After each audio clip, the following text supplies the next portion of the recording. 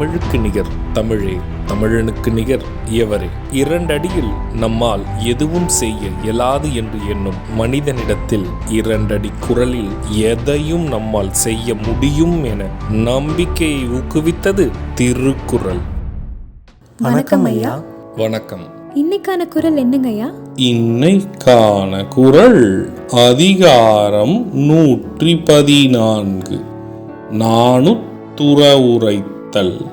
குறள் எண் 1133. நானொடு நல்லாண்மை பண்டு உடையேன இன்று உடையே காமுற்றார் ஏறும் மடல். இந்த குறளுக்கான பொருள் என்னங்கய்யா?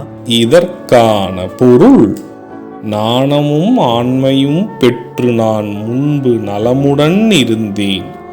ஆனால் இன்றைக்கோ அவற்றையெல்லாம் விட்டு காம நோய் மிக்கோர் ஏறும் மடலேறி கொண்டிருக்கிறேன். இதுக்கு ஒரு சின்ன உதாரணம் சொல்றீங்களா? இதற்கான உதாரணம், காதலில் மிகவும் மூழ்கி இருப்பவர்கள் நினைத்து கொள்வது, ஆண்மையோடும் நேர்மையாகவும் இருந்த நான் இன்று காதல் வசப்பட்டு எப்பொழுதும் காம சிந்தனைகளோடு இருக்கின்றேனே என்று. நான் சொன்ன குறளும் அதோட விளக்கமும் உங்களுக்கு பயனுள்ளதா இருந்ததா? ரொம்பவே பயனுள்ளதா இருந்தது. சரி பசங்களா, நாளைக்கும் இதே மாதிரி சுவாரஸ்யமான குறளை பார்ப்போம். நாளைக்கும் இதே மாதிரி இன்னொரு குறள் பத்தி தெரிஞ்சுக்க ஆர்வமாவும் இருக்கும்.